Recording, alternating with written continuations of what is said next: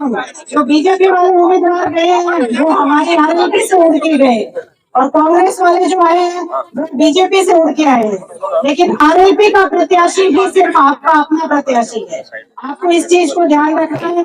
और आपको इतना भी, यहाँ सब लोग आएंगे क्या थोड़ा, तो एक दो थांके बीच में गेवड़ो थांके बेड़ो रेवड़ो, एक वोट तो बाबा देते जो, पर बाबा गलती मत कर दो।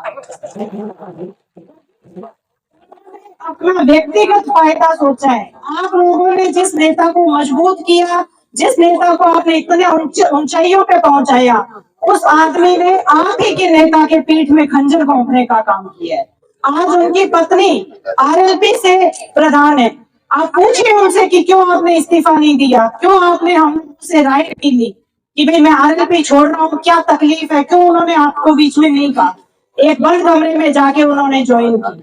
आप लोगों ने कभी सोचा होगा, सिर्फ और सिर्फ उन्होंने अपना व्यक्तिगत फायदा सोचा है, इसलिए उन्होंने जाके बीजेपी ज्वाइन की और बीजेपी से टिकट लेके आए। मैं आपको इतना ही कहना चाहूंगी, आपको बहकावे में नहीं आना है। जो मजबूती खेलसर को आप सब लोगों ने मिलकर दी है, उसको बिगड़ने मत देना। और इस मत का जो प्रयोग करोगे आप इस चुनाव में, उसी से तय होगा कि खेलसर आगे किस दिशा में जाने वाला है। क्योंकि मोरबा पंचायत समिति में कितना भ्रष्टाचार है, वो आप लोग अगर वहाँ के लोगों से जाके पूछोगे तब पता चलेगा। और हमारा खेलसर ईमानदारी की छाप है। खेलसर आज तक जो भी कभी भी आपने सुना होगा नेताजी के ऊपर, चाहे नारायण जी हो चाहे नेताजी हो, कभी भी कोई काला दाग नहीं लगा।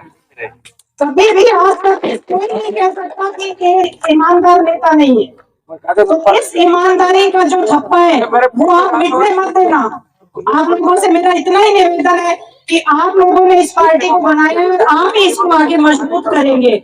आने वाले 13 तारीख तक आपको बहुत मजबूत रहना है। उधर से आते हैं यहाँ आके कहते हैं माँ सड़क बैठ को इतनी लीड दे रहा हूँ, तो पाछो जवाब मान दो कि माँ बचे ठोकर ले रहा। मैं आपको इतना विश्वास दिलाती हूँ कि नेताजी और नारायण जी आपके बीच में जैसे रहे हैं वैसे भी मैं इनके पीछे, क्योंकि मेरे आला कमान तो ये दो भाई है और इनको आप बीच में, और हमारी आला कमान आप है, आरएलपी पार्टी की आला कमान आप है। बीजेपी को आप कोई काम बताओगे, हाँ अगर आप लोगों को प्राइवेट स्कूल, प्राइवेट हॉस्पिटल ये चालू करवाने हैं, उनके जो उनको फीस देते रहना, भरते रहना, वो जरूर करवा देंगे, लेकिन सरकारी सुविधाओं को लाभ नहीं देने देंगे आपको। क्योंकि हाँ सरकार पैसा दे रही है, पर सरकार का पैसा किससे लाना है, कहाँ से लाना है, रेवंत जी जाना है डीसी की मीटिंग का ही है।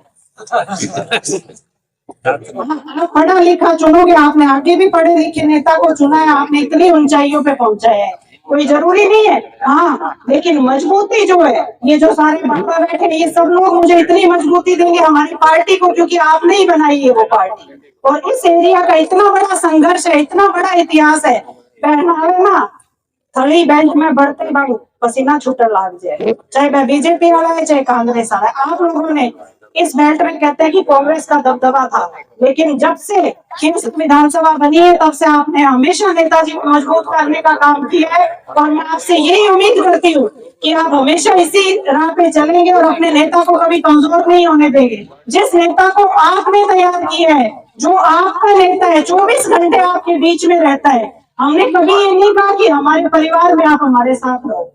कभी कोई पारिवारिक कार्यक्रम हुआ, मैंने कभी नेताजी से शिकायत नहीं की, क्योंकि नेताजी एक ही बात बोलते थे कि मेरे परिवार तुम लोगों से पहले मेरा परिवार खींवसर है। तो मैं इतना ही कहना चाहूंगी, बच्चियां भी बहुत संख्या में बैठी है, आप लोगों को सोचना होगा कि कौन सी पार्टी मजबूत है, कौन सी बेटियों का भविष्य देख रही है कौन सी पार्टी, और कौन सी पार्टी में बच्चियों का भविष्य सुरक्षित है। ये चीज भी आपको देखनी होगी। हमारी आरएलपी पार्टी में कोई भी ऐसा नहीं होगा जो बच्चियों की तरफ आंख उठा के भी देख सके, लेकिन जब बच्चियों के ऊपर अत्याचार होता है तो कौन बोलता है? ना बीजेपी बोलेगी कि ना कांग्रेस बोलेगी, क्यों कांग्रेस में तो खुद में ही बहुत कमी है। और कांग्रेस वाले अगर बोलेंगे तो उनको दबा दिया जाएगा कि आपका 5 साल पुराना कार्यकाल याद कीजिए। और अगर बीजेपी है तो बीजेपी वाले कोई नहीं बोलेंगे, क्योंकि पहलवान बेटियों के ऊपर जब अत्याचार हुआ था वो सड़कों पे बैठी थी तो कौन गया था, आप सब लोगों को सोचना होगा। मैं मातृशक्ति बच्चियों को भी निवेदन करके जाऊंगी कि आप सब लोग एकजुट होकर आज से ही लग जाइए और खींवसर पे इतनी बड़ी मजबूती आगला से दीजिए कि बीजेपी और कांग्रेस वालों को यहाँ पसीना आ जाए। हमेशा मजबूती के लिए आगे से, और आगे मैं आपसे यही निवेदन करने आई हूँ कि आने वाली 13 तारीख तक आपको मजबूत रहना है, बिल्कुल नहीं डरना, और अपनी ईमानदारी जो छवि है खेमसर की पूरे देश में जो नाम हुआ है, यहाँ से बहुत सारे भाई बाहर भी रहते हैं, प्रवासी राजस्थानी बाहर रहते हैं, उन लोगों से भी मैं कहना चाहूंगी, आप लोग जब बाहर रहते हैं वहां जब नाम लेते हैं और कहते हैं कि हम खेमसर के रहने वाले हैं, तो आपका सीना चौड़ा होता होगा। आपको लोग कहते होंगे कि कौन सा खेमसर, नेताजी वाला, हनुमान जी वाला। आपको इस चीज से समझना होगा कि किसने आपका नाम किया है देश में। अगर आपने इनको नेता बनाया है तो इन्होंने भी आपकी सेवा में कोई कमी नहीं छोड़ी है। अगर कोई छोटी मोटी कोई नाराजगी कोई छोटी मोटी होगी तो ये होगी कि नेताजी रामा श्यामा और बोल देगा, तो उस चीज को बुला के हम रामा श्यामा भी करेंगे। मैं और नारायण जी यहाँ आपके बीच में ही रहते हैं, और मैंने कभी आप लोगों से कभी घर आए हुए मेहमान का मैंने घर में अपमान नहीं होने दिया। हमारे घर में पूरा आरती का परिवार, आप लोग सब जिसमें शामिल है, सबको 36 कौम को एक बराबर दर्जा दिया। नेताजी सोफे पे बैठे तो आप सब भी सोफे पे बैठे। कभी हमने ये नहीं कि भेदभाव किया हो कि हम नेता है और आप जनता है, नहीं, आप लोगों ने हमें बनाया। इसलिए मैं इतना ही निवेदन करूंगी कि जो खेमसर की हमारी छाप बनी है उसको मिटने मत देना, और मजबूत रहना, 13 तारीख तक मजबूत रहना, क्योंकि 13 तारीख तक बीजेपी की सरकार है जो जोर लगाएगी। जो 1 साल पहले जो काम था हमारा, जो रुकवा दिया गया है, फंड निकला था, वो पैसा किसका था? खेमसर की जनता का पैसा था। साहब ने अखबार में छपा था कि एक ही दिन में 5 करोड़ रुपए निकाले, लेकिन बीजेपी ने क्या किया? रोक दिया। ये 13 तारीख तक ये काम हो सकता है। 13 तारीख तक बीजेपी की सरकार है, और अगर आप मजबूत रहोगे तो 13 तारीख के बाद सरकार अपनी होगी, खेमसर में भी अपनी होगी, और आगे दिल्ली नेताजी बैठे हैं सब काम करवाने के लिए।